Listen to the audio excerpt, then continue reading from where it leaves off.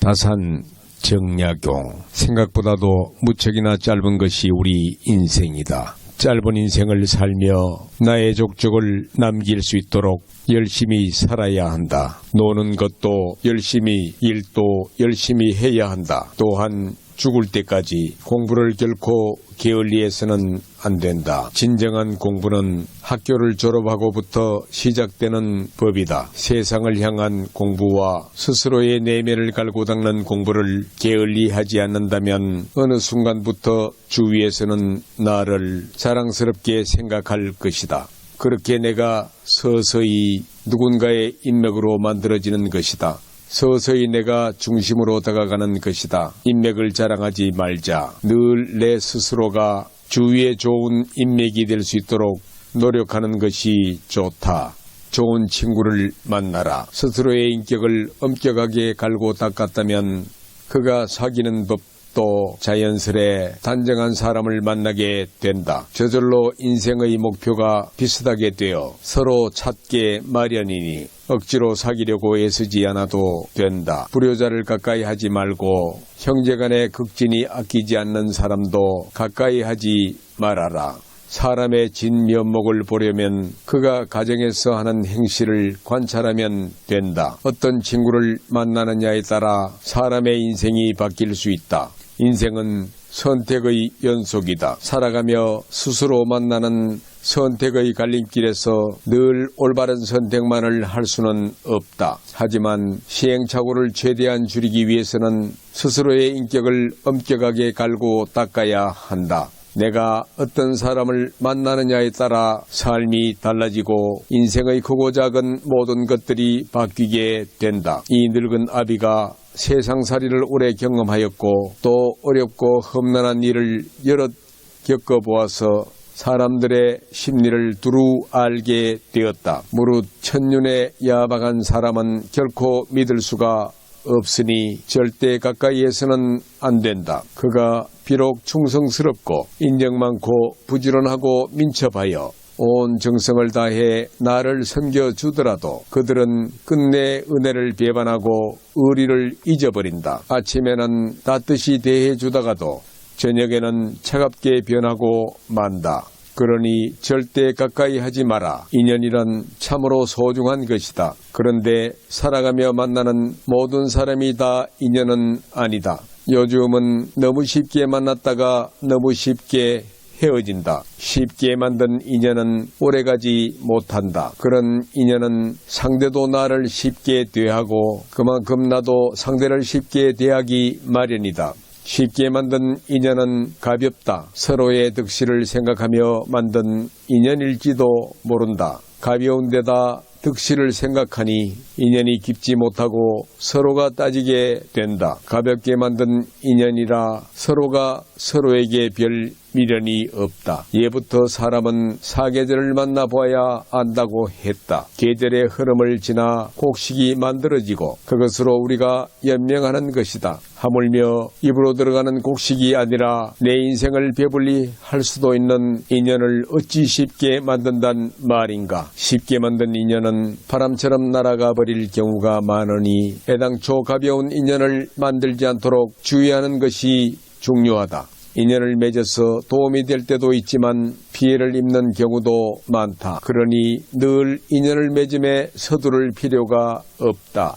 나는 늘 혼자서 마음을 다주고 진심을 쏟아부은 다음 홀로 상처를 받는다. 그래서 진실하지 않은 사람들과는 인연을 맺지 않으려 한다. 진실한 사람과 진실한 소통을 해야 좋은 인연으로 이어져 오래 간다. 그러니 그저 사람들을 많이만 만나려고 노력하지 않아도 좋다. 그들이 다 인연이 아니다. 옷깃만 스쳐도 인연이라 하지만 옷깃만 스친 사람들까지 모두 인연을 맺을 필요는 없다. 스쳐가는 사람들을 모두 다 인연으로 만들려 하다 보면 정작 좋은 인연에게 소홀할 수 있다. 인연을 너무 헤프게 맺어서는 안 된다. 인간에게 주어진 시간의 유연함을 늘 명심해야 한다. 시간의 유한함을 생각하면 내가 가용할 수 있는 시간을 따져보고 이를 반드시 기회 비용으로 연결하여 생각해봐야 한다. 진정한 인연과의 소중한 시간을 지키기 위해서라도 스쳐가는 인연은 무심코 지나쳐야 한다. 평소 이것을 구분할 수 있는 눈을 길러야 한다. 그것을 구분하지 못하고 모든 사람들과 인연을 헤프게 맺어 놓으면 정작 좋은 인연을 만날 수 있는 기회를 놓치게 된다. 돈으로 환산할 수 없는 엄청난 기회 비용을 잃는 것이다. 단지 좋은 인연을 만나지 못하는 것으로 그치면 좋겠지만 그렇지 않다. 좋지 않은 인연들로 인해 내 삶이 피해를 입는다. 그렇게 피해 입은 시간과 감정은 무엇으로도 보상받지 못한다. 몇몇 진실한 인연들만 있어도 삶을 살아가는데 크게 부족함이 없다. 그러니 누가 사람을 많이 알고 지낸다고 해서 그것을 부러워할 필요가 결코 없다. 우리에게 시간은 한정적이다. 시간이 돈이라는 말을 허투루 생각해서는 안 된다. 시간과 돈, 능력 등 주어진 자원이 제한적인 상황에서 인간은 다양한 기회 모두를 선택할 수가 없다. 선택할 것과 버릴 것을 신중하면서도 빠르고 과감하게 판단해야 한다. 어떤 기회의 선택은 곧 나머지 기회들에 대한 포기를 의미한다. 그 기회 중 참으로 소중한 것 하나가 바로 인연을 맺는 기회라고 할 수 있다. 나는 세상을 살아오며 귀한 인연들을 많이 만났다. 그리고 인연들 중 좋지 않은 인연 또한 제법 있었다. 좋지 않은 인연인 경우에는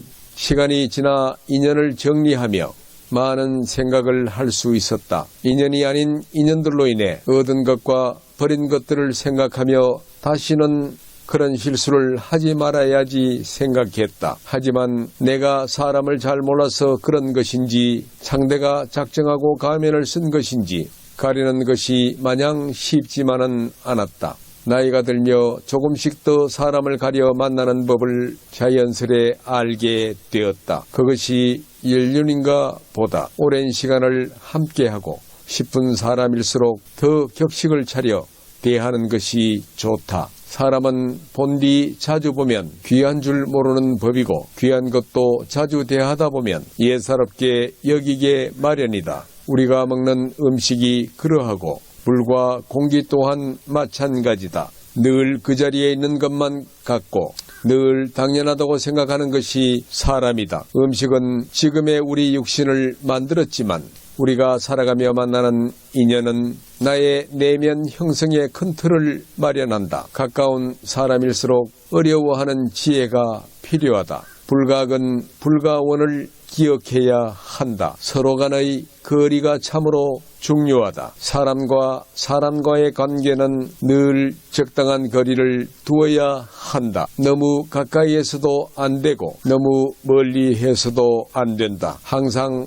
적당한 거리를 유지하는 것이 좋다. 마음의 거리라는 말로도 표현될 수 있다. 마음의 거리를 두며 가깝지도 멀지도 않은 적당한 거리를 유지하며 인간관계를 맺는 것은 세상을 살아가며 인간관계의 큰 지혜를 적용할 것이다. 남녀 간의 만남이 그러할 것이고 친구나 선후배와의 만남도 그러할 것이다. 너무 허물없이 대하면 실수를 하기 마련이다. 자칫 나의 밑바닥까지 상대에게 다 들춰질 수가 있다.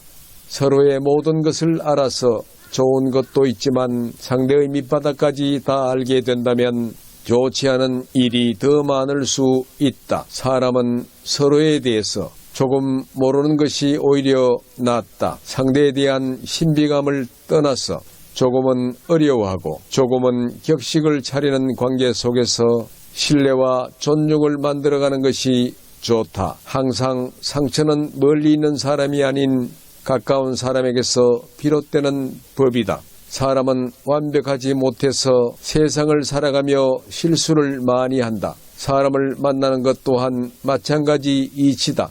좋은 사람인 줄 알고 만났으나 그렇지 못한 경우도 있을 것이며 스쳐가는 인연인 줄 알았으나 만나고 보니 평생의 인연으로 남는 경우도 있더라. 그러니 항상 사람을 만나 인연을 맺는 것을 신중히 생각해야 하는 반면 세상을 살아가며 만나는 모든 사람을 다 인연으로 삼으려 하지 말아야 할 것이다. 진정한 인연과 스쳐가는 인연을 잘 구분해서 맺고 좋은 인연을 부디 내 인생의 보석으로 만들기를 바란다. 내 인생에 좋은 우군을 많이 만드는 것만큼 살아가며 큰 힘이 되는 것도 없다. 스쳐가는 인연은 그냥 보내라.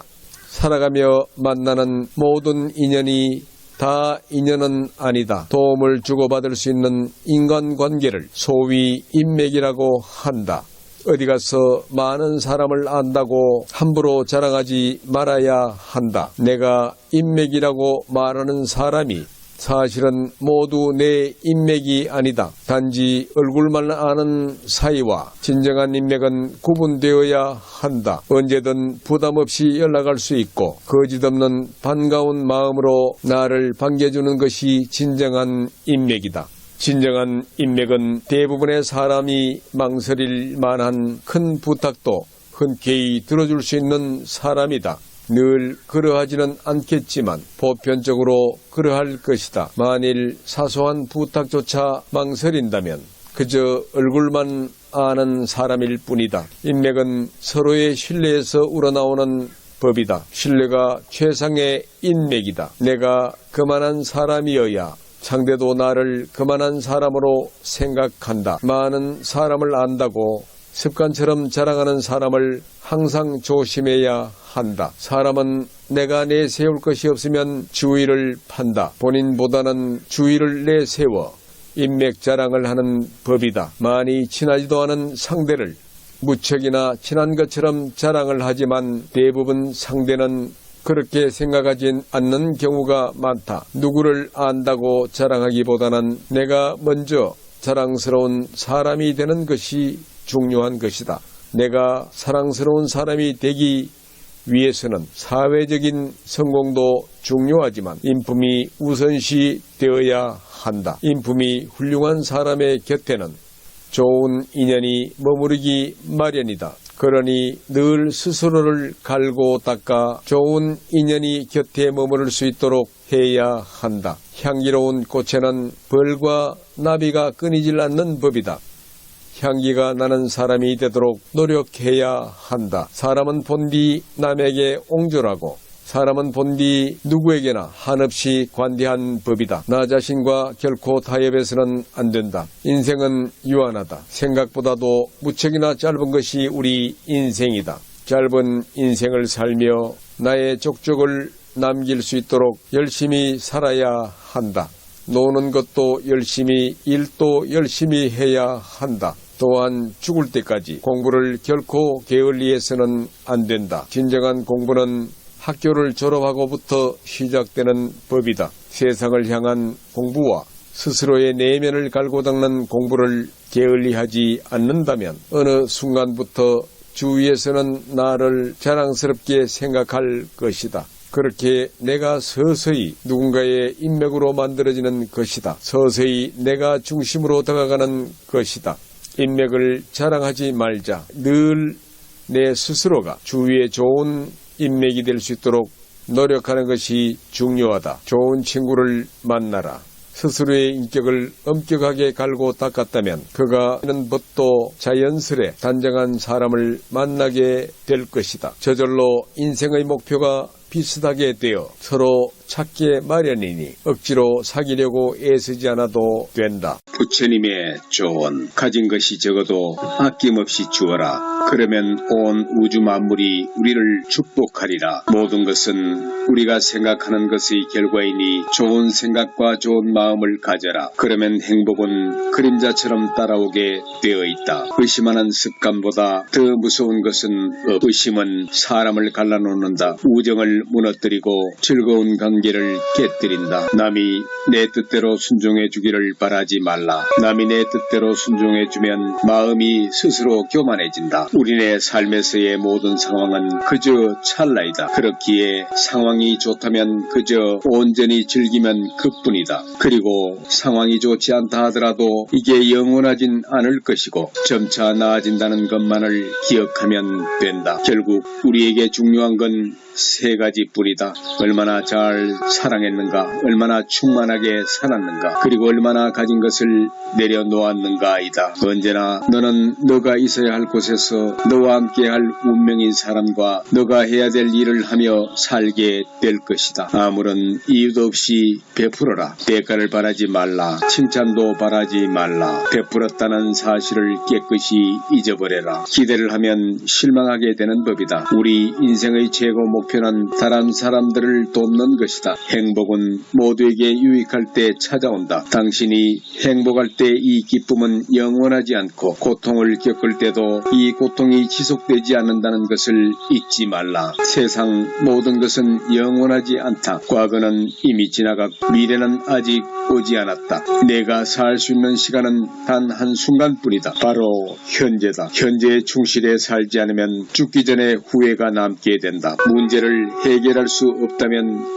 왜 걱정하는가? 처음부터 우리가 해결할 수 없는 문제였다면 걱정해도 아무 소용이 없다. 과거가 아무리 힘들어도 언제나 다시 시작할 수 있다. 매일 아침 우리는 새로 태어난다. 오늘 우리가 하는 일이 그 무엇보다도 중요하다. 진정한 부자는 많이 가진 사람이 아니다. 많이 베푸는 사람이다. 선을 행하는 데 마음을 두어라. 선을 반복해서 행하면 기쁨으로 충만할 것이다. 답이 정해져 있음에도 고려하지 않는 무지함을 경계하라. 남의 잘못을 보기는 쉽지만 나의 잘못을 보기는 어렵다. 사람은 남의 잘못은 쉽게 끄집어내면서도 자신의 잘못은 감추려고만 든다. 가지고 있는 것을 과대평가하지 말아라. 남을 시기하지도 말라. 남을 시기하는 자는 마음의 평안을 얻지 못한다. 다른 사람을 속이지 말라. 경멸하지도 말라. 저기 강물을 보아라. 작은 개울물은 시끄럽게 흐르고 큰 물은 조용하다. 채워지지 않은 것은 요란한 소리를 내고 가득 찬 것은 조용한 법이다. 누구도 우리를 구원하지 못한다. 그 어떠한 누구도 구원할 수 없고 하지도 못한다. 우리는 우리 스스로 그 길을 나아가야만 한다. 벙어리처럼 침묵하고 임금처럼 말하며 눈처럼 냉정하고 불처럼 뜨거워라. 너희는 저마다 자신을 등불로 삼고 자기를 의지하라. 세상 모든 일은 저마다 적절한 시기가 있다. 다른 사람과 비교하면서 자신을 괴롭히면 인생의 즐거움을 모르게 된다. 타인과의 경쟁심으로 인해 인생의 소소한 기쁨을 잃어버리고 행복하지 않은 삶을 살게 된다. 너희 것이 아닌 것은 내려놓아라. 그리고 마음을 고요히 하라. 잘못을 기억하는 것은 마음에 짐을 지는 것과 같다. 견딜 수 없을 만큼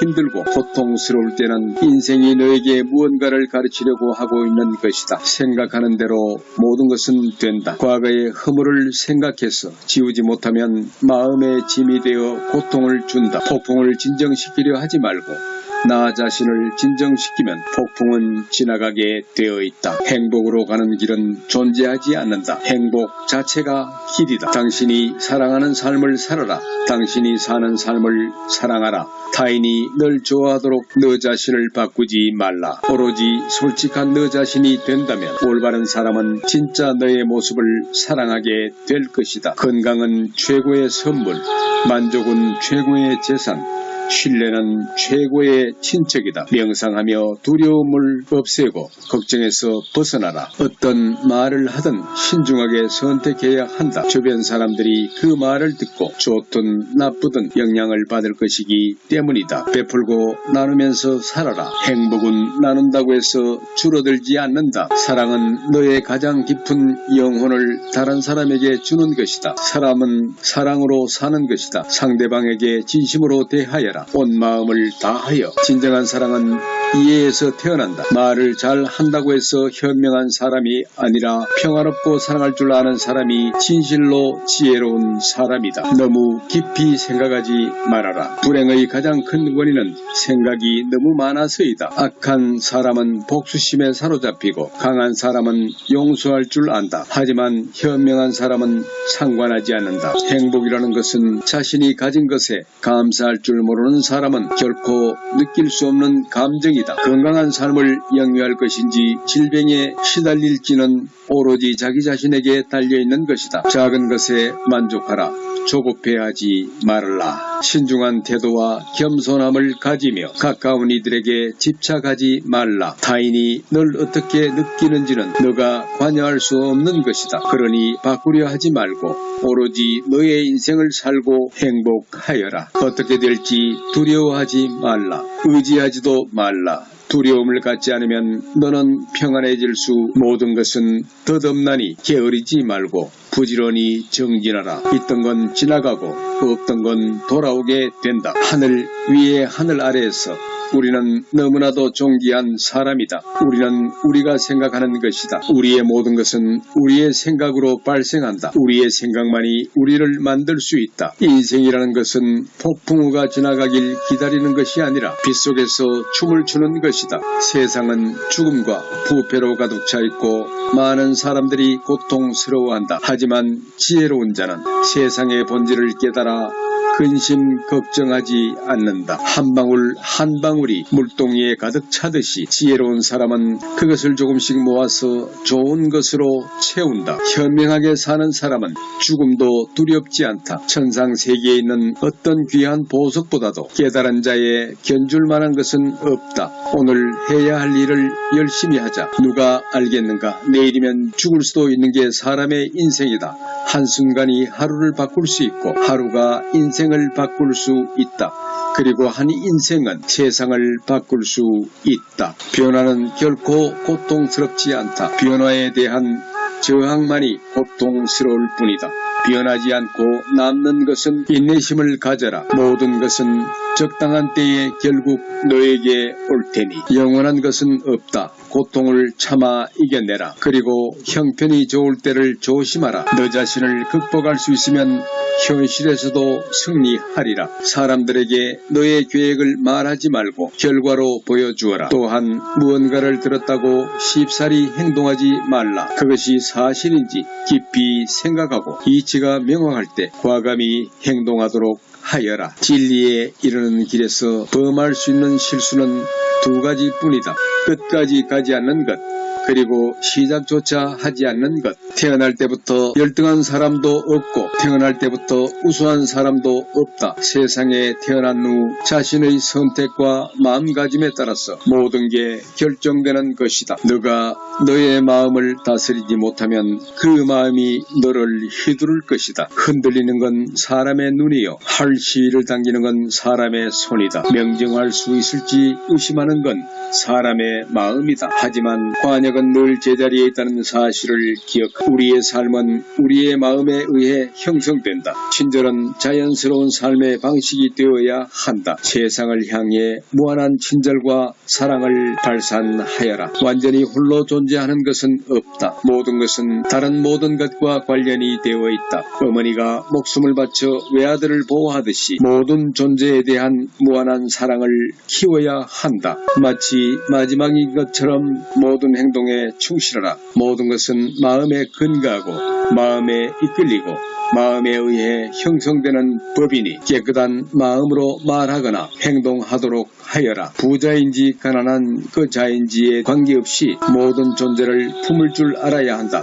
모두에게는 각자만의 고통이 있다. 모든 것이 얼마나 완벽한지 깨닫게 되면 고개를 뒤로 젖히고 하늘을 비웃게 될 것이다. 하늘에는 동서의 구분이 없는데도 사람들은 자신의 마음에서 편견을 만들어낸다. 그리고 그 편견과 제자가 선입견이 사실이라고 믿는다. 바람에 흔들리는 나뭇가지를 보고 제자가 물었다. 스승님, 저것은 나뭇가지가 움직이는 겁니까? 아니면 바람이 움직이는 겁니까? 스승은 제자가 가리키는 곳을 보지도 않은 채 웃으면서 대답했다. 무릇 움직이는 건 나뭇가지도 아니고 바람도 아니며 너의 마음뿐이다.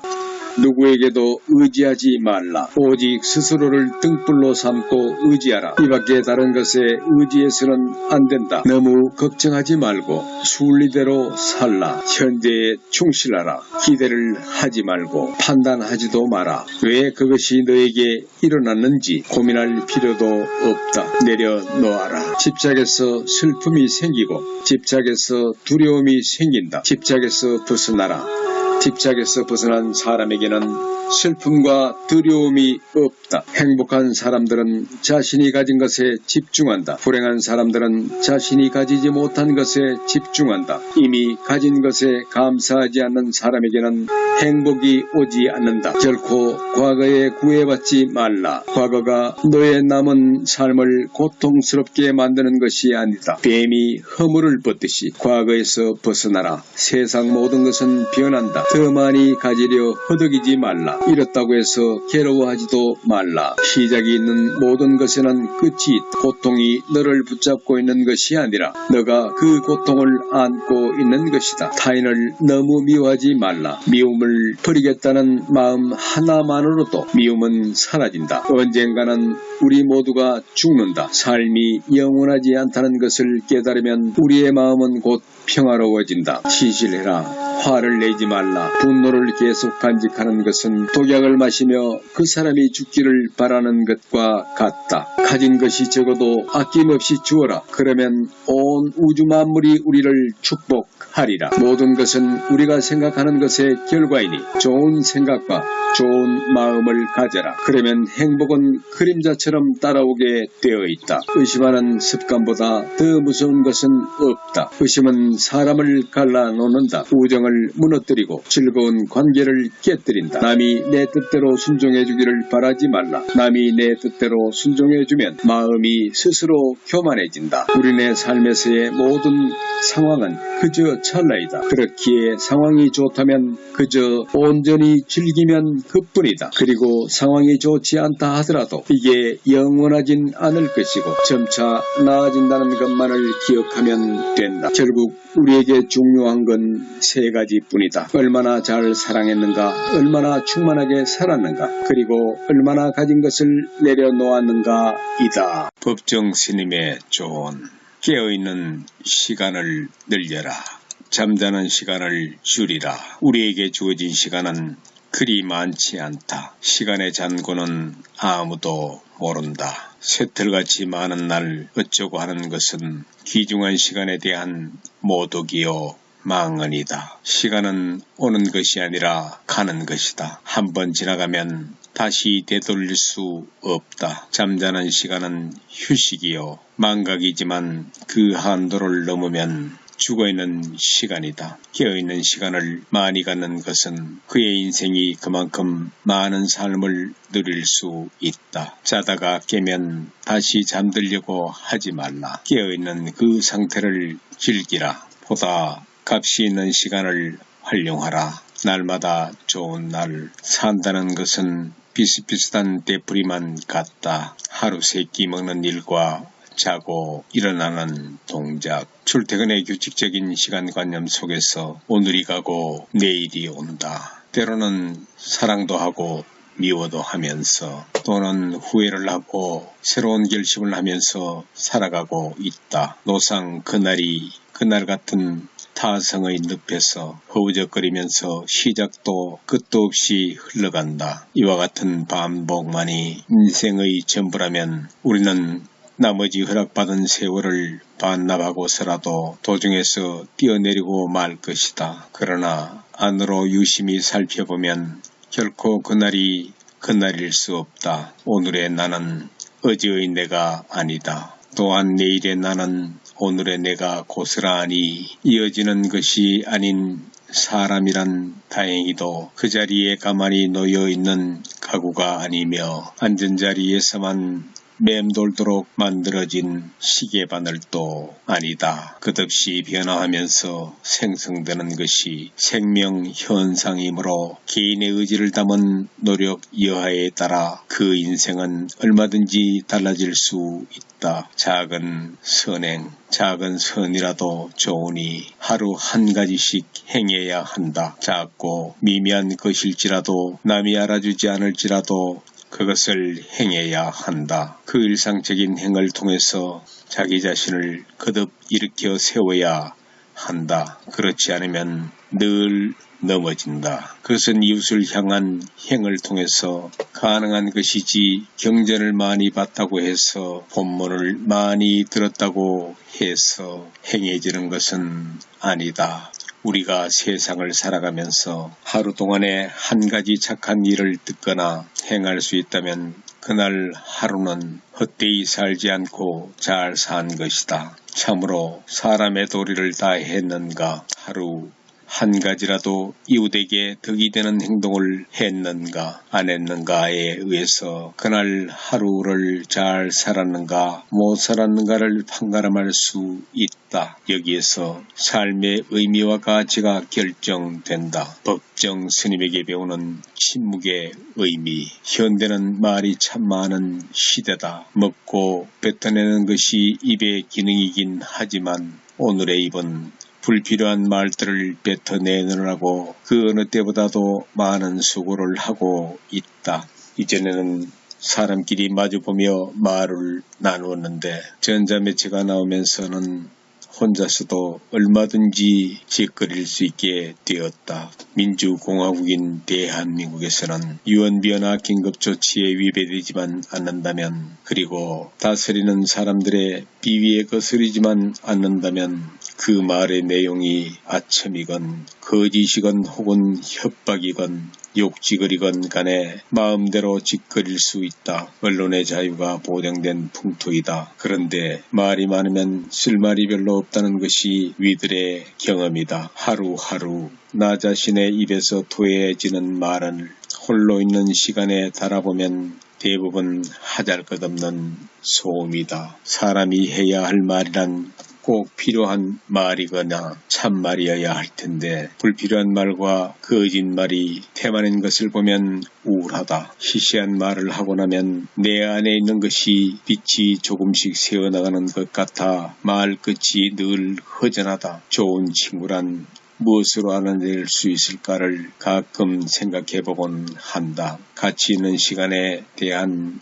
의식으로 알 수 있을 것 같다. 가치 있는 시간이 지루하게 느껴지면 아닐 것이고 벌써 이렇게 됐어 할 정도로 가치 있는 시간이 빨리 흐른다면 그는 정다운 사이다. 왜냐하면 좋은 친구하고는 시간과 공간 밖에서 살기 때문이다. 우리들이 기도를 올려보면 더욱 잘 알 수 있다. 기도가 순일하게 잘 될 경우에는 시공 안에서 살고 있는 일상의 우리지만 분명히 시공 밖에 있게 되고 그렇지 못할 때는 자꾸 시간을 의식하게 된다. 시간과 공간을 의식하게 되면 그건 허울 뿐인 기도다. 우리는 또 무엇으로 친구를 알아볼 수 있을까? 말이 없어도 지루하거나 따분하지 않은 그런 사이는 좋은 친구일 것이다. 입 벌려 소리내지 않더라도 넉넉하고 정결한 뜰을 서로가 넘나들 수 있다. 소리를 입 밖에 내지 않았을 뿐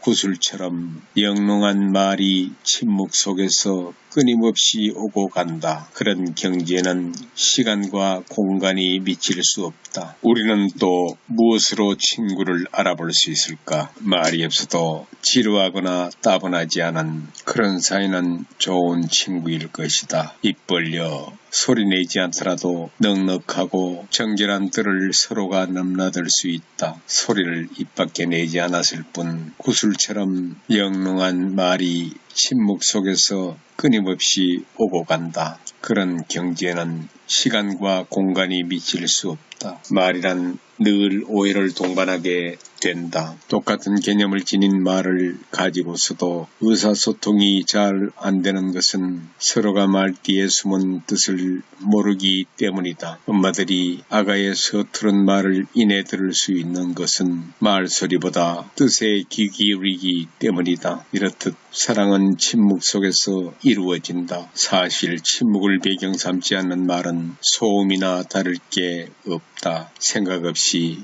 불쑥불쑥 함부로 내뱉는 말을 주어보면 우리는 말과 소음의 한계를 알 수 있다. 오늘날 우리들의 입에서 토해지는 말씨가 지위고하를 막론하고 자꾸만 거칠고 천박하고 야비해져가는 현상은 그만큼 내면이 헐벗고 있다는 증거일 것이다. 안으로 침묵의 조명을 받고 있지 않기 때문이다. 따라서 성급한 현대인들은 자기 언어를 쓸 줄 모른다. 정치 권력자들이, 탤런트들이, 가수가, 코미디언이 토해낸 말을 아무런 저항도 없이 그대로 주어서 흉내내고 있다. 그래서 골이 비어간다. 자기 사유마저 빼앗기고 있다. 수도자들에게 과묵이나 침묵이 미덕으로 여겨지는 것도 바로 그 점에 문제가 있기 때문이다. 묵상을 통해서 우리는 우리 안에 고여있는 말씀을 비로소 듣는다. 내면에서 들려오는 그 소리는 미처 편집되지 않은 성서다. 우리들이 성서를 읽는 본질적인 의미는 아직 활자화되지 않은 그 말씀까지도 능히 알아듣고 그와 같이 살기 위해서가 아닌가. 일상에 우리들은 눈에 보이고 귀에 들리고 손에 잡히는 것으로만 어떤 사물을 인식하려고 한다. 그러나 실체는 저 침묵처럼 보이지도 들리지도 잡히지도 않는 것에 있으며 자기중심적인 고정관념에서 벗어나 허심탄회한 그 마음에서도 그 광명이 바래진다는 말이다. 참선을 하는 선원에서는 선실 안팎의 무언이라고 쓴 표지가 있다. 말을 말자는 것. 말을 하게 되면 서로가 정진에 방해가 되기 때문이다. 집단 생활을 하다 보면 때로는 시와 비를 가리는 일이 있다. 시비를 따지다 보면 집중을 할 수 없다. 선은 순수한 집중인 동시에 철저한 자기응시이다. 모든 심의의 분별, 망상을 떠나서만 산매의 경지에 들 수 있다. 말은 의사소통의 구실을 하지만 때로는 불필요한 잡음의 역기능도 하고 있다. 입을 가리켜 재앙의 문이라고 한 것도 그 역기능인 면을 지적한 것이다. 어떤 선생들은 3년이고 10년이고 계속해서 무건을 지키고 있다. 그가 무건 중일 때는 대중에서도 그에게 말을 걸지 않는다. 수도자들이 이와 같이 침묵하는 것은 침묵 그 자체의 의미가 있어서가 아니다. 침묵이라는 여과 과정을 거쳐 오로지 참말만을 하기 위해서다. 침묵의 조명을 통해서 당당한 말을 하기 위해서다. 벙어리와 무건자가 다른 점이 여기에 있다. 언어의 극치는 말보다도 침묵에 있다. 너무 감격스러울 때 우리는 말을 잃는다. 그러나 사람이 우리는 할 말은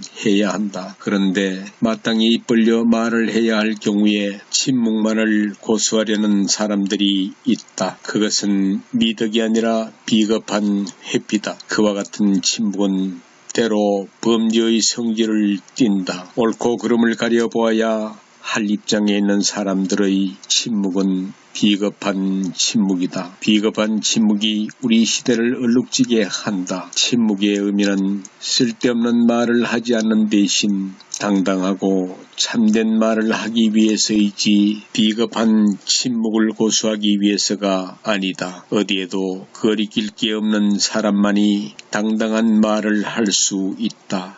당당한 말이 흩어진 인간을 결합하고 밝은 통로를 뚫을 수 있다. 수도자가 침묵을 익히는 그 의미도 바로 여기에 있다. 발타자르 그라시안. 발타자르 그라시안은 1601년 스페인 아라곤 지방의 칼라티우드 인근 마을에서 태어났다. 그의 부친은 하층 귀족 가문 출신의 의사였다고 알려져 있지만 그 외에 그의 유년기에 대한 기록은 찾아보기 힘들다. 다만 그의 다른 형제들이 훗날 신부가 되었고 발타자르 그라시안 자신도 신부가 되었다는 사실에서 그가 매우 종교적인 분위기 아래에서 성장했을 것임은 충분히 추정 가능하다. 그라시안은 18세 되던 해인 1619년 예수의 교단에서 사제 수업을 받기 시작했으며 1623년부터는 사라고사 대학에서 신학을 공부했다. 1627년 사제 서품을 받은 그는 칼라디두에 돌아와 이곳 학교에서 인문학과 문법을 가르치기 시작했다. 일부 연구자들에 따르면 이 시기의 교육 경험이 훗날 그가 수사학에 관한 저서를 내는 출발점이 되었던 것으로 보인다. 1630년에 발렌시아로 임지가 바뀐 그라시아는 이곳의 사제들과 상당히 심각한 마찰을 겪게 되었다. 이듬해인 1631년에 리다 그리고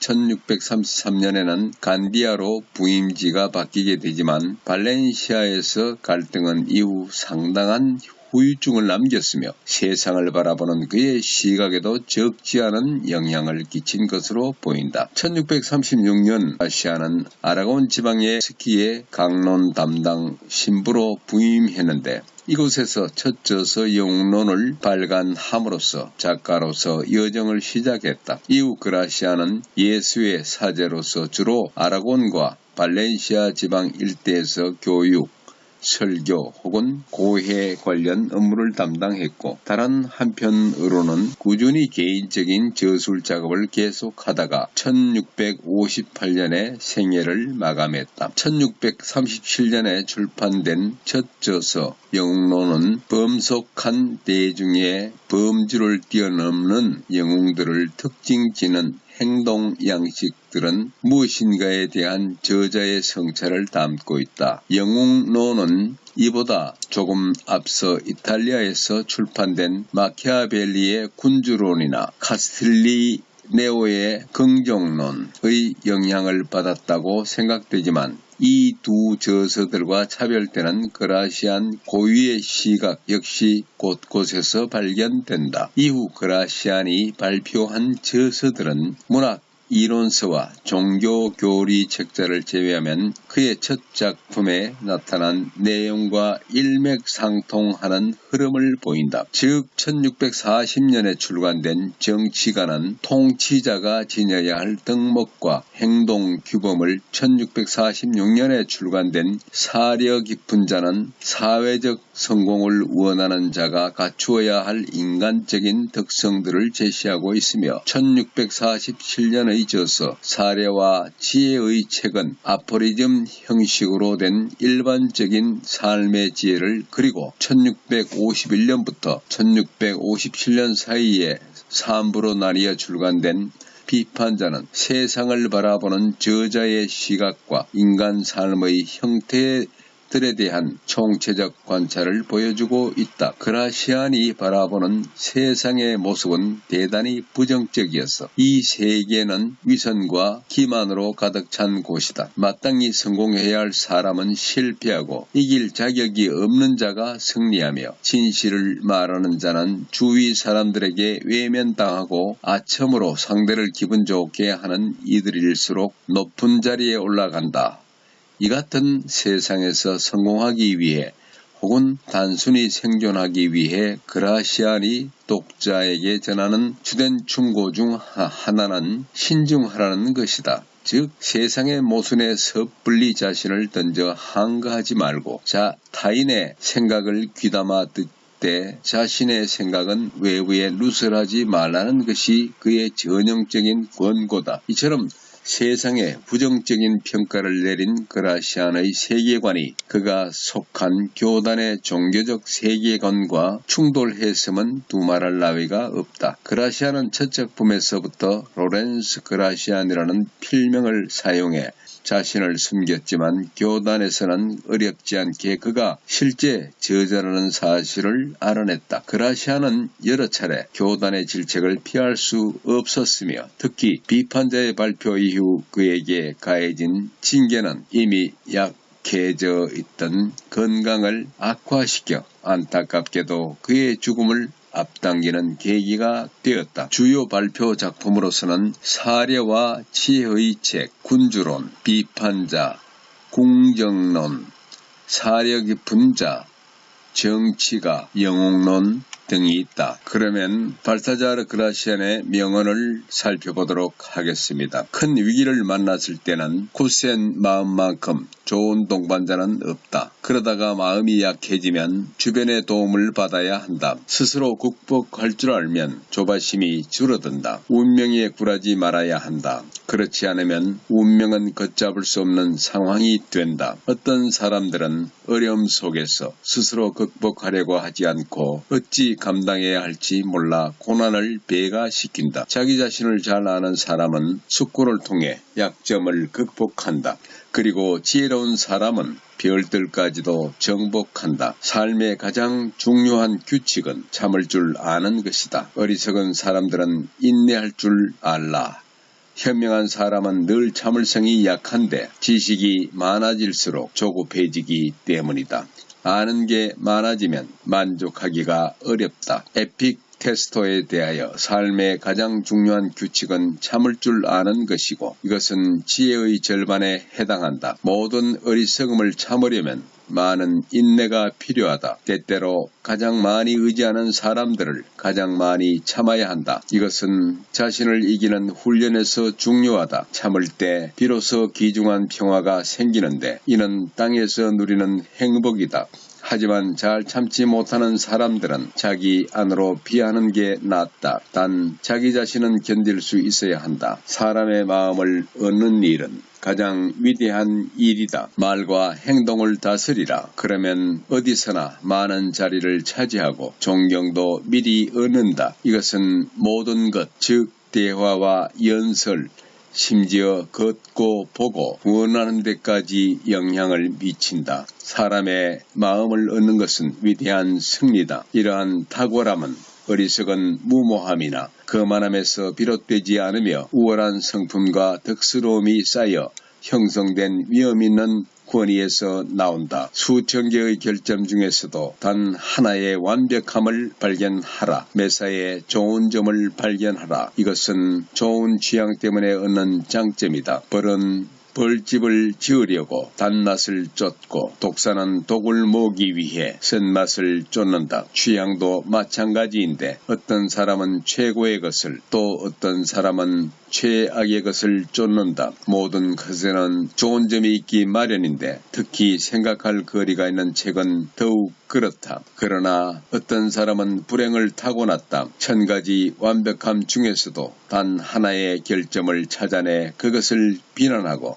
부풀려 떠벌리기 때문이다. 그들은 의지와 지성이 버린 쓰레기를 수집하며 치부와 오점을 가득 모은다. 이런 일은 통찰력이 좋아져서가 아니라 분별력이 부족해 받는 것이다. 형별에 가까운 것이다. 불완전한 것을 양식으로 사람의 마음을 얻는 것은 위대한 승리다. 이러한 탁월함은 어리석은 무모함이나 거만함에서 비롯되지 않으며 우월한 성품과 덕스러움이 쌓여 형성된 위험 있는 권위에서 나온다. 수천 개의 결점 중에서도 단 하나의 완벽함을 발견하라. 매사에 좋은 점을 발견하라. 이것은 좋은 취향 때문에 얻는 장점이다. 어떤 사람은 최고의 것을 또 어떤 사람은 최악의 것을 쫓는다. 모든 것에는 좋은 점이 있기 마련인데 특히 생각할 거리가 있는 책은 더욱 그렇다. 그러나 어떤 사람은 불행을 타고났다. 1000가지 완벽함 중에서도 단 하나의 결점을 찾아내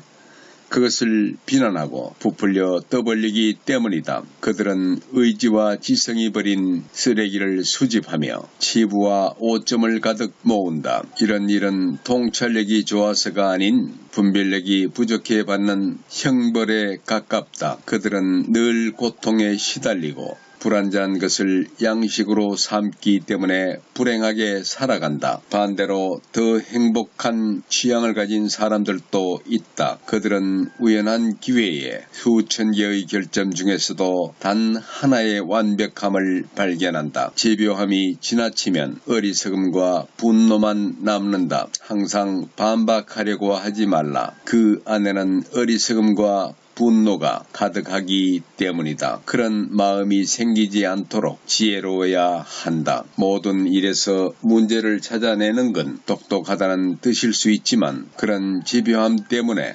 어리석음에서 벗어날 수가 없다. 이런 사람은 다정한 대화를 나누다가도 결국 자잘한 싸움을 일으킨다. 그래서 친분 없는 사람보다 가까운 사람들을 적으로 만드는 경우가 많다. 가장 맛있게 먹다가 걸리는 뼈가 가장 아픈 것처럼 행복한 순간에 나타나는 반대가 가장 힘들다. 이런 어리석은 사람은 해로운데 다루기 어려울 뿐만 아니라 사납기 때문이다. 모든 완벽함을 위해서는 적절한 시기를 만나야 한다. 일진이 사나운 날을 파악하라. 그런 날들이 있는데 그럴 때는 제대로 되는 일이 하나도 없다. 게임을 바꿔도 상황은 마찬가지다. 주사위를 2번만 던져봐도 행운의 날인지 불행의 날인지 감이 오고 그만두어야 할지 계속해야 할지를 알 수 있다.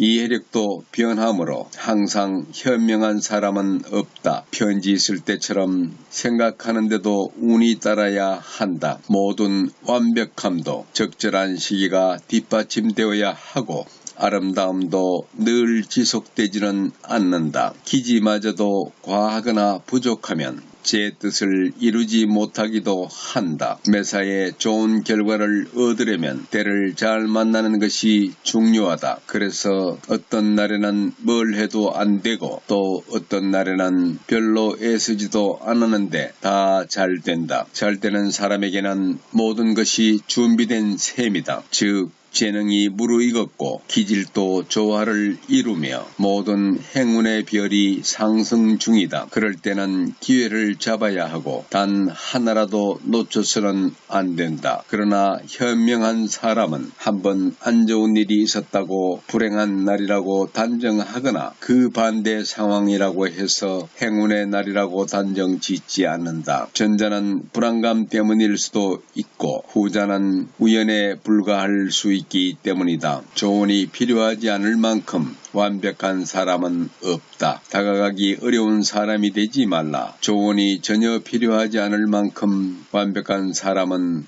없다. 남의 말을 듣지 않는 자는 구제불능 멍청이다. 가장 뛰어난 사람이라도 친절한 조언에 귀 기울여야 하고 군주라도 다른 사람에게 배워야 한다. 아무도 다가갈 수 없어 고칠 기회를 얻지 못하고 아무도 막지 못해 신세를 망치는 사람들이 있다. 가장 완벽한 사람이라도 우정의 문 정도는 열어두어야 한다. 그 문을 통해 도움이 들어오기 때문이다. 그리고 친구끼리는 부담 없이 조언하고 책망할 수 있어야 한다. 이것은 친구에 충실하고 지혜로운 의견이 만족을 주기 때문이다. 가능한 일이다. 하지만 모두를 존경하고 신뢰할 필요는 없다. 단 지혜라는 비밀의 방에는 의지할 수 있고 실수를 바로잡도록 평가해주는 친구라는 믿음직한 거울을 두어야 한다. 결점은 완벽함을 가리는 오점이다. 사소한 결점들을 파악하라. 가장 완벽한 사람이라도 결점을 피할 수는 없다. 그 결점들과 결혼 상태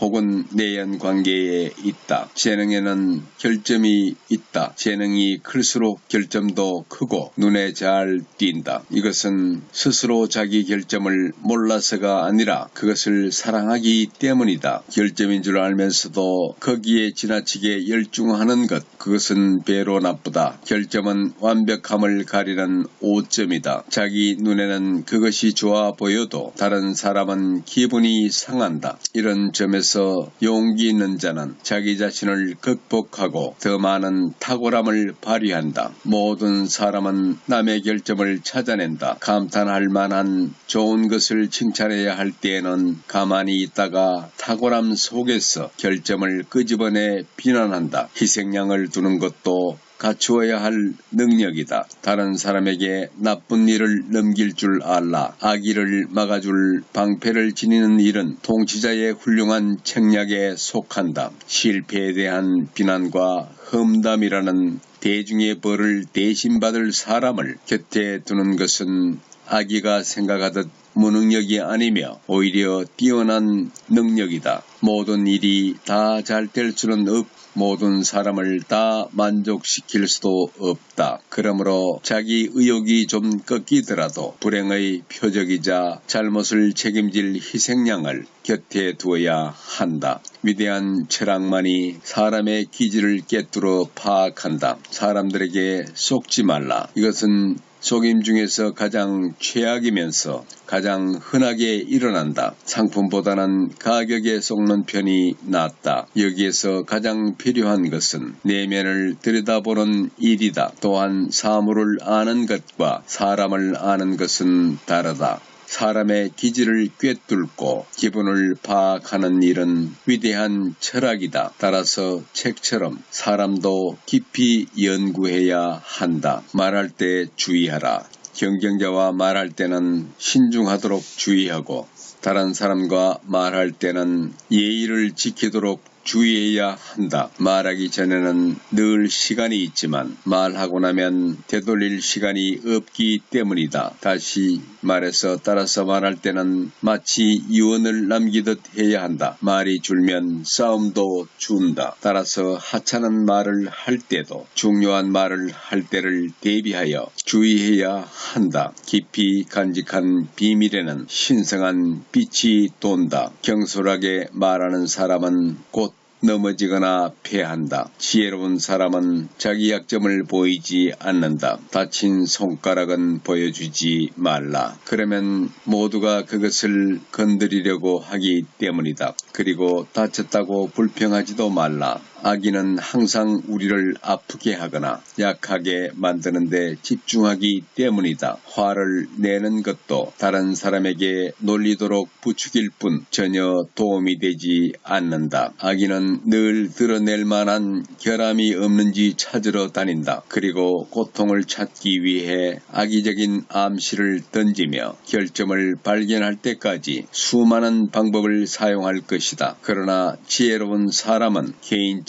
결점이든 유전적 결점이든 모른 척하고 절대 드러내지 않는다. 때로는 운명까지도 가장 아플 만한 곳을 찾아 상처 주기를 즐기기 때문이다. 게다가 항상 생사를 찌른다. 따라서 고통을 주거나 기쁨을 주는 것을 겉으로 드러내서는 안 된다. 그래야 전자는 멈추고 후자는 지속할 수 있다. 친구들 사이라도 잘못을 털어놓는 일은 주의하라. 어리석음을 저지르는 사람이 아니라 그것을 감출 줄 모르는 사람이 어리석은 것이다. 정념도 하지만 모든 사람이 잘못을 저지른다. 하지만 현명한 사람은 자기 잘못을 감추고 어리석은 사람은 곧 저지르려는 잘못까지 미리 떠벌린다. 명성은 한 일보다는 신중함이 좌우한다. 따라서 금욕 생활을 할 게 아니라면 신중해야 한다. 위대한 사람들의 잘못은 해와 달의 일식이나 월식처럼 훤히 드러난다. 따라서 친구 사이에서도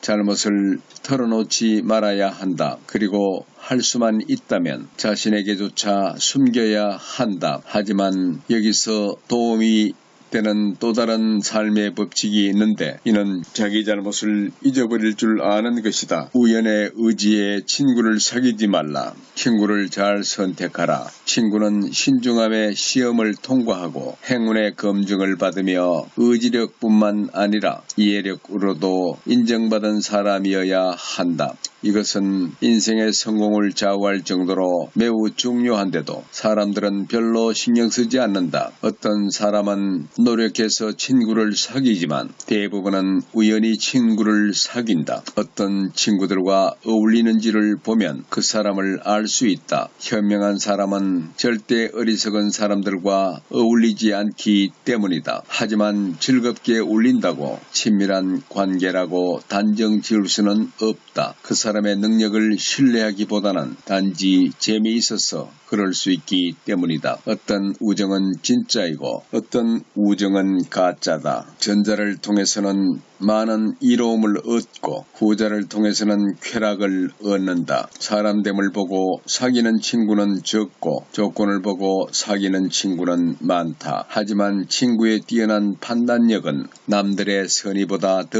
유익하다. 따라서 친구를 사귀는 일을 우연에 맡기지 말고 스스로 잘 선택해야 한다. 현명한 친구는 고통을 면하게 하지만 어리석은 친구는 고통을 일으키기 때문이다. 단 친구들을 잃고 싶지 않다면 그들에게 너무 많은 행운을 빌어주지는 말라. 사소한 일을 크게 만들지 말라. 문제가 아닌 것을 문제로 만들지 말라. 매사에 아무것도 신경 쓰지 않는 사람이 있는가 하면 매사에 모든 것을 문제로 만드는 사람도 있다. 이들은 항상 모든 게 중요한 것처럼 이야기하고 진지하게 받아들이며 결국엔 싸움이나 비밀스러운 일로 만든다. 사소한 일을 크게 만들지 말아야 한다. 위태로워질 수 있기 때문이다. 등 뒤로 던져야 할 일들을 마음에 두는 것은 어리석은 일이다. 원래 문제였지만 그대로 내버려 두어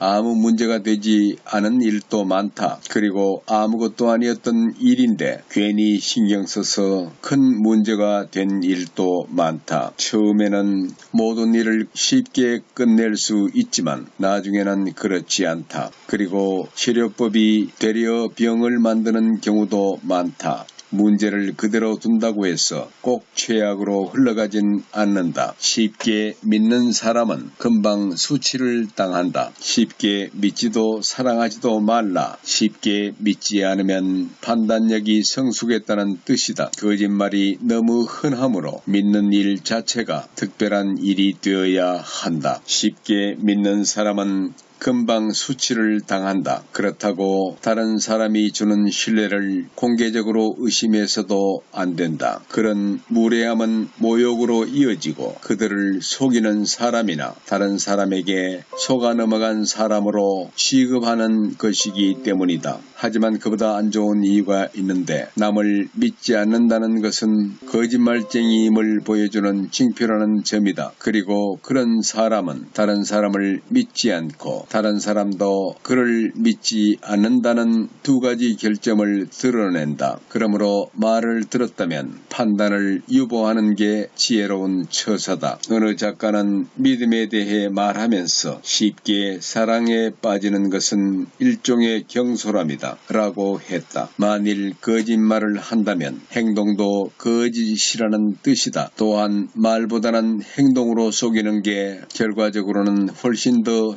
해롭다. 작은 어려움부터 스스로 감당한다면 자기 운명까지 다스릴 수 있다. 스스로 극복할 줄 알라. 큰 위기를 만났을 때는 굳센 마음만큼 좋은 동반자는 없다. 그러다가 마음이 약해지면 주변의 도움을 받아야 한다. 스스로 극복할 줄 알면 조바심이 줄어든다. 운명에 굴하지 말아야 한다. 그렇지 않으면 운명은 걷잡을 수 없는 상황이 된다. 어떤 사람들은 어려움 속에서 스스로 극복하려고 하지 않고 어찌 감당해야 할지 몰라 고난을 배가시킨다. 자기 자신을 잘 아는 사람은 숙고를 통해 약점을 극복한다. 그리고 지혜로운 사람은 별들까지도 정복한다. 삶의 가장 중요한 규칙은 참을 줄 아는 것이다. 어리석은 사람들을 인내할 줄 알라. 현명한 사람은 늘 참을성이 약한데 지식이 많아질수록 조급해지기 때문이다. 아는 게 많아지면 만족하기가 어렵다. 삶의 가장 중요한 규칙은 참을 줄 아는 것이고 이것은 지혜의 절반에 해당한다. 모든 어리석음을 참으려면 많은 인내가 필요하다. 때때로 가장 많이 의지하는 사람들을 가장 많이 참아야 한다. 이것은 자신을 이기는 훈련에서 중요하다. 참을 때 비로소 귀중한 평화가 생기는데 이는 땅에서 누리는 행복이다. 하지만 잘 참지 못하는 사람은 자기 안으로 피하는 게 낫다. 단 자기 자신은 견딜 수 있어야 한다. 알프레드 아들러 1870년 오스트리아 빈에서 태어났다. 헝가리계 유대인인 아들러는 어렸을 때 폐렴에 걸려 죽을 고비를 넘겨 동생 또한 병으로 죽자 의사가 되기로 결심하였다. 대학에서 의학을 공부하고 1895년 의사가 되었다. 1902년 프로이드를 중심으로 한 수요 모임인 정신분석학회에 참여하여 활동하다가 1912년 비인정신분석학회에서 견해를 달리한 회원들과 탈퇴하여 개인 활성하였다. 사회 감정에 중점을 두는 견해를 통해 열등감의 연구와 치료에 힘을 쏟았으며 개인 심리학 연구활동 결과물로 신경증 기지를 발표하였다. 그러면은 아들러의 명언들을 보겠습니다. 장점이 어떻고 단점이 어떻고 어떻다 하는 것도 어떤 상황에 있느냐에 따라 달라진다. 누구와 무엇을 하느냐에 따라 플러스가 될 수도 있고 마이너스가 될 수도 있는 상대적인 개념이다. 오직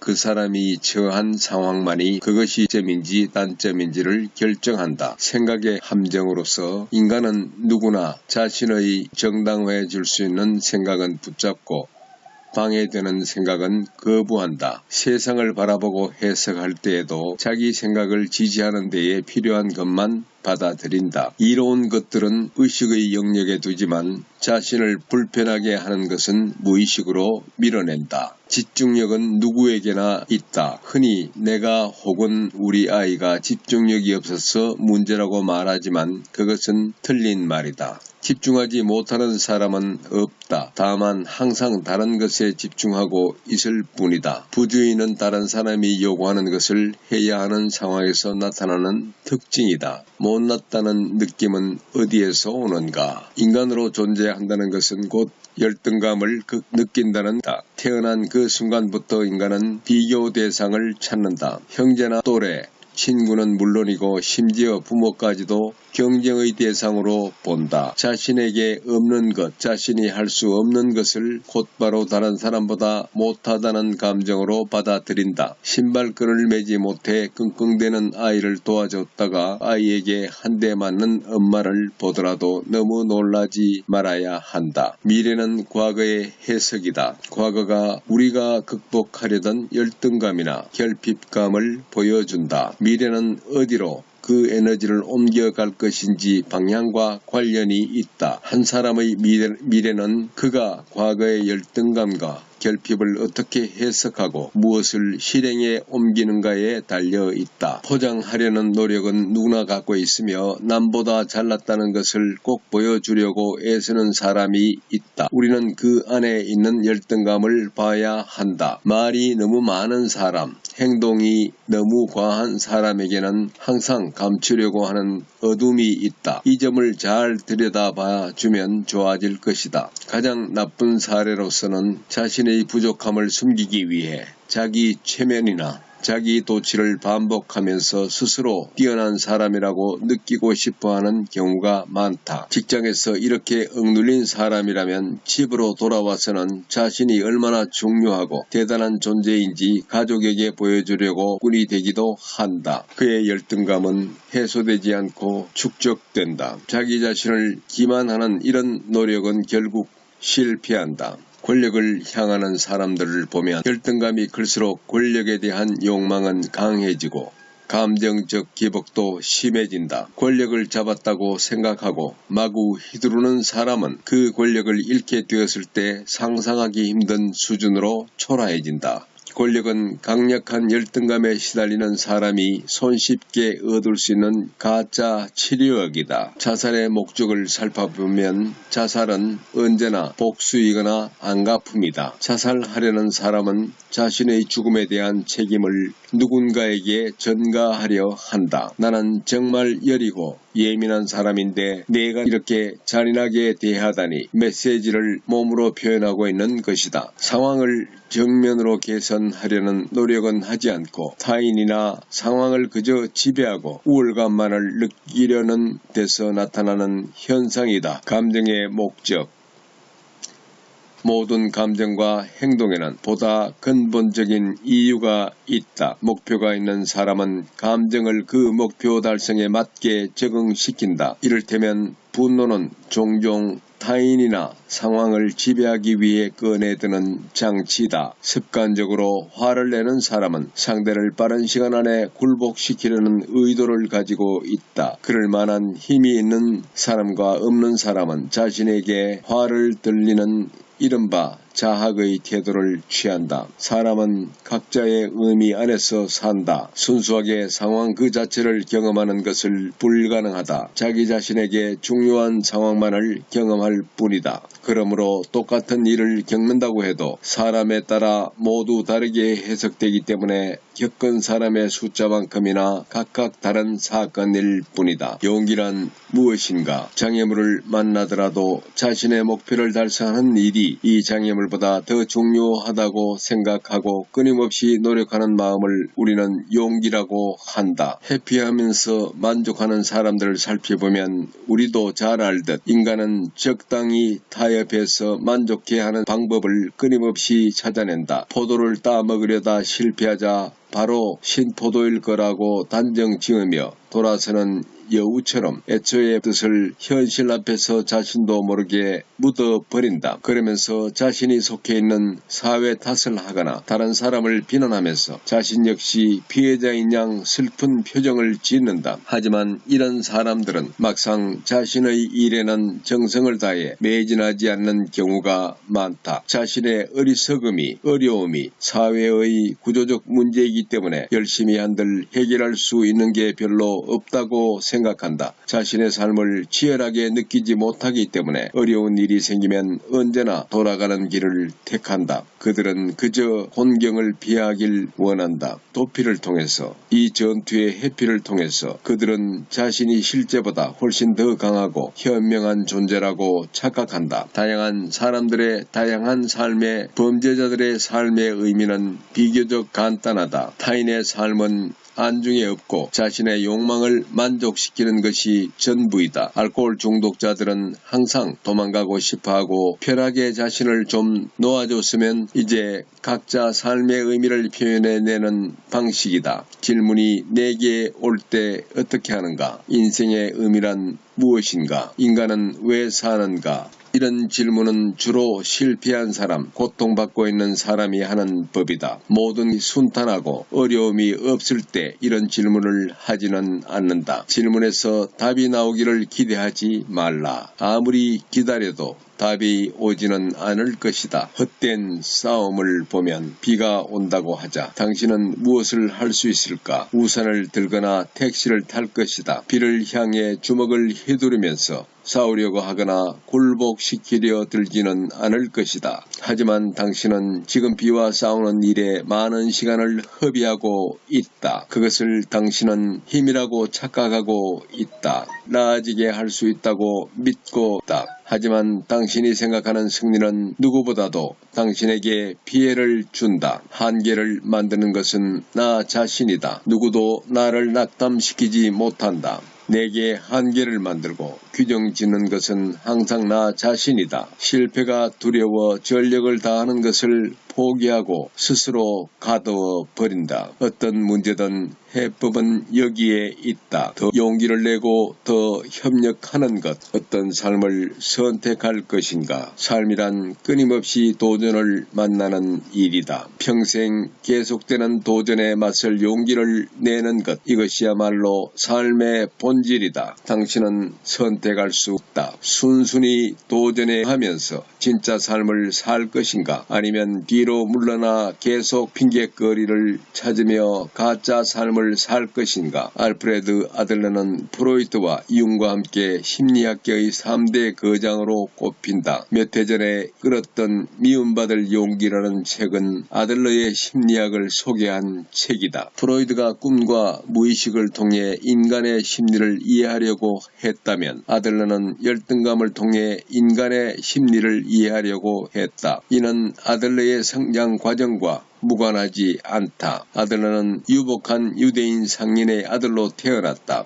하지만 그는 어린 시절부터 몸이 약해 병 겪고 외모도 볼품없었다. 주변에서는 뛰어난 외모에다 공부도 잘하는 형을 더 예뻐했다. 아들러는 주변 사람들의 사랑을 받으려고 많은 노력을 했지만 뜻대로 되지 않자 심한 열등감을 겪게 된다. 그의 이러한 성장기 경험이 열등감의 역할과 사회적 관계를 중시한 개인 심리학의 바탕이 되었다. 어린 시절 아주 아팠던 아들러는 의사가 되겠다고 마음먹고 빈 대학교에 의과대학 진학한다. 그는 의학뿐만 아니라 철학, 심리학, 사회학 여러 학문에 관심을 가졌다. 이런 아들러를 눈여겨본 프로이트는 그를 명의 의사들과 함께 자신의 집으로 초대한다. 이들은 매주 수요일 저녁에 모여 정신분석 사례에 대해 토론하였는데 이 모임을 수요 심리학 모임 The Wednesday 빈 정신분석학회로 발전했고 아들러는 여기서 핵심 멤버로 활동한다. 하지만 프로이트가 모든 행동의 원인과 결과를 성적인 동기로 해석하자 아들러는 프로이트와 학설상의 대립을 벌이기에 얼마 지나지 않아 학회를 탈퇴한 아들러는 개인 심리학이라는 독자적인 이론을 만든다. 아들러는 개인을 나누어질 수 없는 하나의 전체로 보고 개인은 독립적인 존재이므로 독립적으로 다뤄야 한다고 했었다. 그리고 그는 사람의 행동은 과억압된 사건보다는 미래에 대한 의식적 계획과 목표에 따라 결정된다고 생각했다. 아들러는 트라우마는 없다고 단호하게 말하며 프로이트의 원인론을 정면으로 부정했다. 즉 과거에 무슨 일을 겪었더라도 사람은 얼마든지 변화할 수 있는 존재이고 앞으로 나아갈 수 있다고 말한다. 아들러에 따르면 우리가 삶을 살아가는 과정에서 만나는 고난은 극복하고 나아가야 하는 것 그 이상도 이하도 아닌 것이다. 개인의 노력만을 강조한 것은 아니다. 아들러는 개인의 노력 못지않게 사회 협력도 필요하다고 말한다. 우리는 선택의 기로에 서 있다. 아들러의 말대로 도전에 응하면서 진짜 삶을 살 것인가 아니면 뒤로 물러나 계속 찾으며 가짜 삶을 살 것인가. 모자란다는 것은 느낌은 정상이다. 당연하게도 열등감은 문제가 아니다. 병도 아니다. 발전하려고 노력하는 건전한 자극제가 된다. 문제는 열등감이 너무 강해 우울증이 되는 경우이다. 우울증으로 자신을 가둬버리고 어떠한 진지한 노력도 발견도 하지 않으려 들 때 열등감은 병이 된다. 성공은 열등감의 다른 결과물이다. 열등감을 강하게 경험했던 사람들은 무엇인가 이루려는 욕망과 열정을 강하게 느낀다. 성공한 사람들이 대부분 어두운 과거를 가진 것은 우연이 아니다. 열등감을 해결하려고 고군분투했던 사람이 결국 무엇인가를 이루어내는 일이 성공의 원인과 실패의 원인을 살펴보면 어떤 경험도 그 자체로 성공의 원인이 되거나 실패의 되거나 하지는 않는 고통스러운 경험이 사람을 힘들게 하는 것이 아니라 힘들어하는 사람이 자신의 경험에서 쓸만한 고통의 기획을 재구성해내는 것이다. 현재 상황이 즐겁고 잘 되고 있다면 기억하지 않았을 일일 수도 있다. 이처럼 자신의 경험에 의미를 부여하는 것은 자기 자신이다. 의미는 상황이 결정하는 것이 아니라 상황에 이름을 붙이는 것은 내가 결정하는 것이다. 게으른 사람에게 스스로 게으르다고 생각하는 사람이 의외로 많다는 것을 보면은 놀라운 것이 아니다. 게으르다는 것은 삶에서 만나는 도전을 회피하겠다고 돌려 말하는 것이다. 사람은 항상 열등감을 느끼고 결핍을 만나게 된다. 그때 게으름을 방패로 해서 내세워 정면으로 만나기를 한다. 스스로 자신의 감정을 무시하는 것이다. 삶이 힘들다는 당신에게 삶이 힘든 것이 아니라 나 자신이 힘든 것이다. 어려움에서 나를 구출해내는 것도 곤경에 빠뜨리는 것도 나 자신이다. 진정한 의미에서 나를 방해할 수 있는 사람은 아무도 뭔가 일이 풀리지 않는다고 생각될 때는 자신이 했던 말과 행동을 추적해 보아라. 그러면 알게 될 것이다. 항상 당신을 가로막은 것은 당신이었다는 사실을 세상에 정상적인 사람이 있다면 아직 눈치채지 못했는가? 내 주위의 부부들에게는 모두 문제가 있다. 게다가 나의 가족은 물론이고 내 친구의 가족에게도 문제가 많다. 복잡하게 얽혀 서로를 괴롭히고 스스로 갉아먹는다. 열등감이 깊어 연애를 못하거나 결혼을 했더라도 의처증이나 우울증으로 서로를 괴롭힌다. 세상에 정상적인 사람이 있다면 그건 당신이 잘 모르는 사람일 뿐이다. 상황만이 결정한다. 장점이 어떻고 단점이 어떻다 하는 것도 어떤 상황에 있느냐에 따라 달라진다. 누구도 무엇을 하느냐에 따라 플러스가 될 수도 있고 마이너스가 될 수도 있는 상대적인 개념이다. 오직 그 사람이 처한 상황만이 그것이 장점인지 단점인지를 결정한다. 생각의 함정. 인간은 누구나 자신의 태도를 정당화해 줄 수 있는 생각은 붙잡고 방해되는 생각은 구한다. 세상을 바라보고 해석할 때에도 자기 생각을 지지하는 데에 필요한 것만 받아들인다. 이로운 것들은 의식의 영역에 두지만 자신을 불편하게 하는 것은 무의식으로 밀어넣는다. 집중력은 누구에게나 다 있다. 흔히 내가 혹은 우리 아이가 집중력이 없어서 문제라고 말하지만 그것은 틀린 말이다. 집중하지 못하는 사람은 없다. 다만 항상 다른 것에 집중하고 있을 뿐이다. 부주의는 다른 사람이 요구하는 것을 해야 하는 상황에서 나타나는 특징이다. 못났다는 느낌은 어디에서 오는가? 인간으로 존재한다는 것은 곧 열등감을 느낀다는 것이다. 태어난 그 순간부터 인간은 비교 대상을 찾는다. 형제나 또래 친구는 물론이고 심지어 부모까지도 경쟁의 대상으로 자신에게 없는 것, 자신이 할 수 없는 것을 곧바로 다른 사람보다 못하다는 감정으로 받아들인다. 자, 우리 또 권도현님 보도록 하겠습니다. 자, 박수 주세요.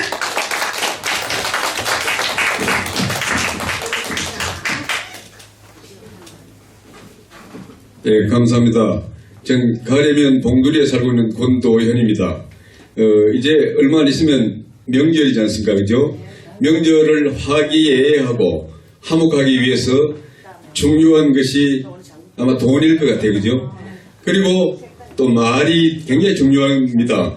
그래서 좋은 말을 한다고 다 말이 되는 것은 아니지. 말에는 말로 표현하지 않아도 마음이 오가는 무언의 말, 느낌을 주고받는 말, 말이 없어도 말이 느껴지는 말, 그런 말들이 좋은 말이지. 말에는 꽃처럼 피어나는 인간의 향기가 있어야지. 말은 많이 하지 않고도 잘 알아듣게 하는 말, 그런 말들이 좋은 말이지. 말이란 내 입안에 있을 땐 내가 그 말을 지배하지만 해버린 말은 그 말이 나를 지배하지. 말에는 단맛도 있고 쓴맛도 있지. 말에는 기쁨도 있고 슬픔도 있지. 말은 들어서 아프지 않아야. 말은 하고서 후회가 없어야. 말은 정의롭게 살아있어야 그런 말들이 좋은 말이지. 말로서 말이 많은 세상에 살면서 내 말 때문에 상처받는 영혼이 있는가 살펴가며 하는 말들이 좋은 말이지. 여러분 명절 잘 보내십시오.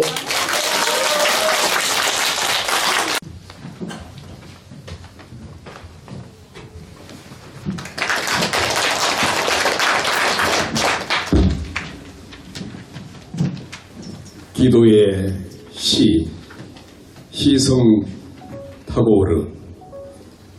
저로 하여금 위험을 모면하게 해달라고 기도하게 하지 마시고 다만 두려움 없이 위험을 마주할 수 있기를 기도하게 하소서. 저로 하여금 제 고통 누그러지게 해달라고 간청하게 하지 마시고 다만 마음으로 그 고통을 넘어설 수 있기를 간청하게 하소서.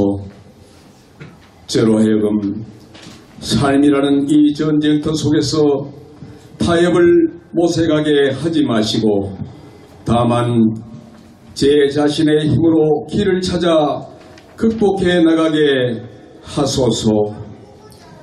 저로 하여금 두려움 속에서 근심하며 구원받기를 갈구하게 하지 마시고 다만 인내로서 저 자신의 자유를 얻어내기를 희망하게 하소서. 저로 하여금 성공했을 때에만 자비를 느끼는 겁쟁이가 되지 않게 하시고 실패 속에서도 자비의 손길을 보게 하소서.